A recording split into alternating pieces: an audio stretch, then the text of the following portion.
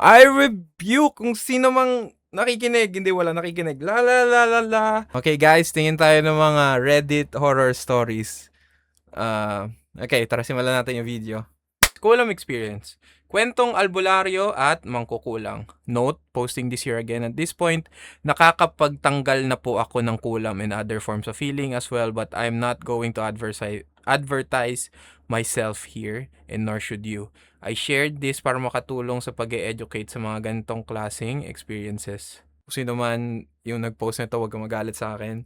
This is just for content. Wala akong in any way pinaplano, pero Lord Jesus Christ, ikaw lang makakaprotect sa akin. Lord Jesus Christ, amen. Only mediator. Jesus, if God is with you, then, anong tawag dun? Hello, I just want to share my kulam experience or being spelled experience. A little background about me. I'm a light worker, but it took me over 3 years to be able to fully remove the kulam that was set on me. I am also diagnosed with CPTSD, which also led me to becoming a light worker. CPTSD. Ano yung CPTSD?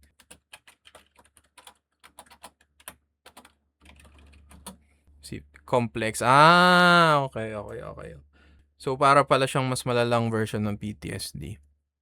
Okay. I'm clinically mentally stable and other medical stuff are ruled out before we knew na kinukulam nga ako. Ganun katagal kasi, I didn't think na pwede pala iyon even with all the protection I had on me.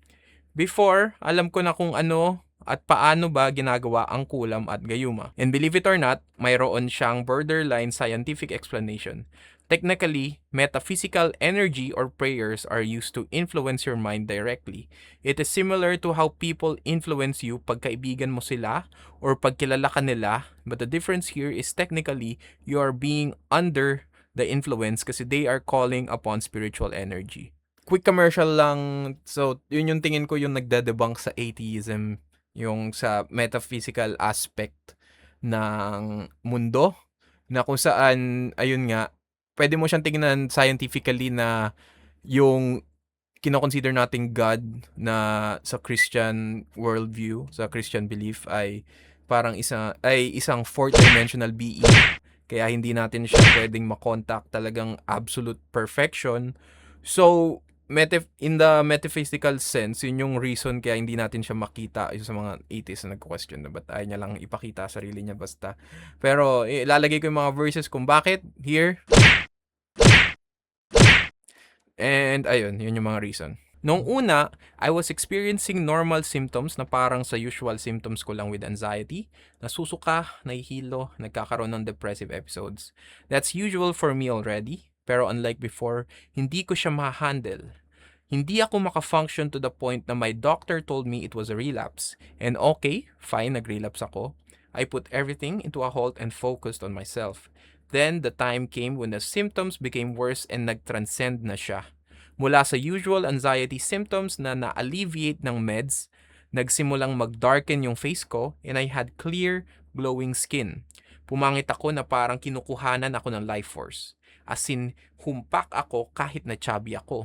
Ano yung humpak? Hindi ako sosyal, hindi ako konyo, pero di ko alam kung ano yung humpak. Ano yung humpak? Humpak meaning something that is hollow, concave, or sunken cheeks. Ano yung itsura nun? Humpak cheeks. So parang para ka palang si clavicular, tama ba? Wala kang jawline, mataba ako. Nagkakaroon ako ng butlig-butlig sa batok. Mayroong akong circle sa gitna ng likod ko na hindi naman alam saan nanggaling. And nung mga panahon na iyon, we were trying to remove it by cleansing prayers pero wala talaga. Dumating na kami sa point na nakapag-create na kami ng ritual oil pantanggal ng kulam, barang gayuma na inilagay lang sa katawan. Pero wala talaga, it didn't work. Then after nun, lagi akong tulog. Like, hindi ako gising sa gabi na puyat ganun.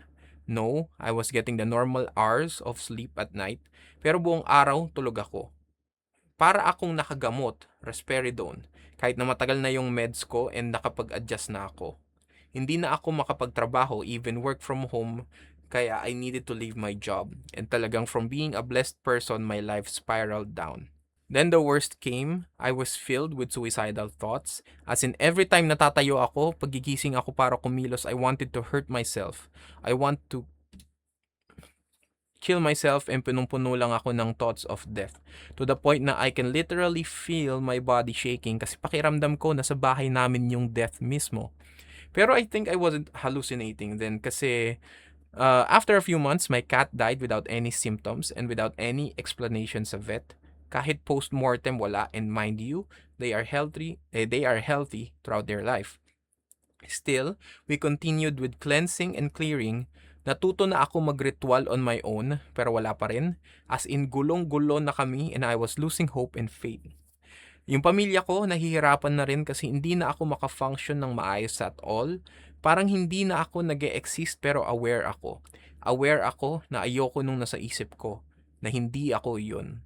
Pero my head is filled with thoughts that aren't mine.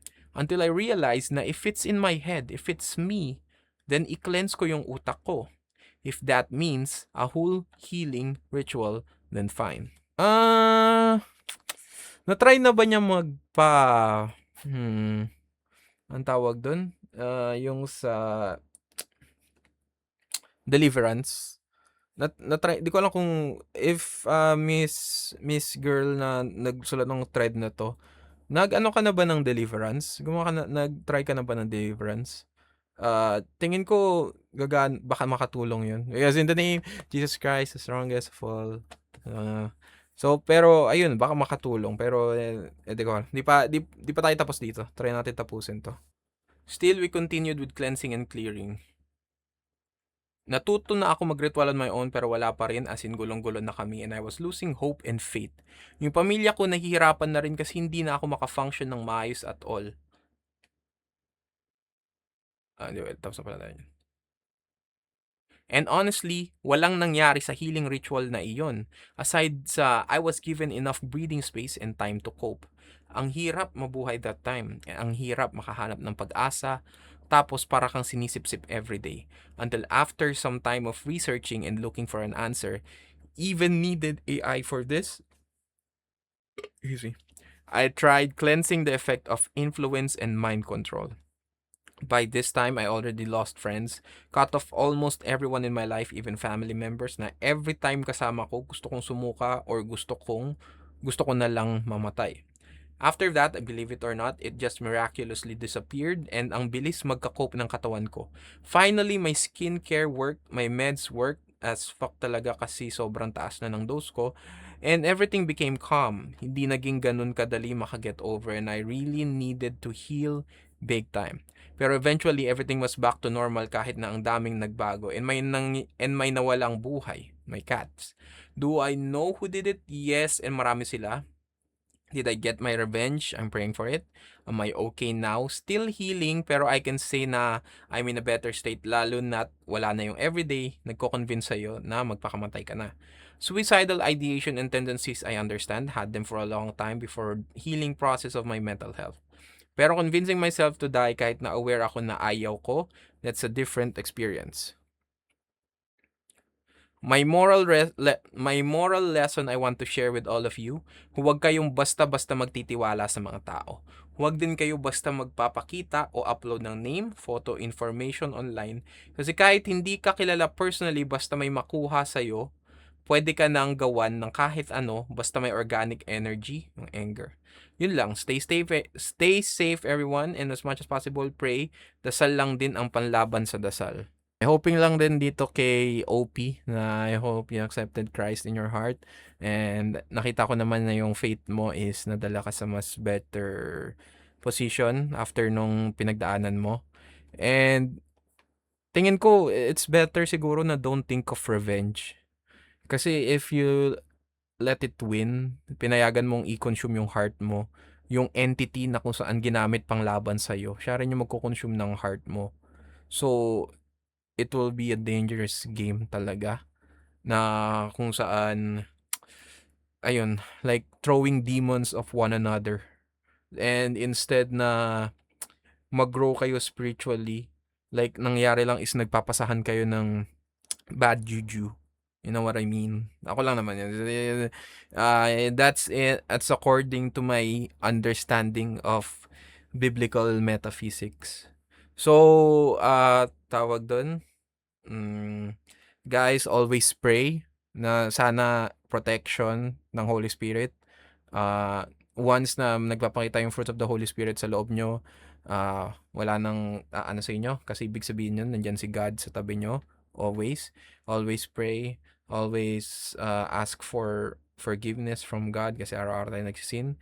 And nakakalungkot lang talaga yung mga pangyayari na to kasi ayun nga, nakakatakot eh. So I hope, praying kay OP na sana wala mangyaring masama sa kanya, sana maging fully healed na talaga siya, wala na mangyari ulit, and sana yung heart niya mag-lean towards sa pag-forgive ng mga nag-wrong sa kanya. Kasi sabi niya nga doon sa post, kilala niya raw eh. And ayun, nakakilabot. Okay guys, thank you for watching. Bye-bye.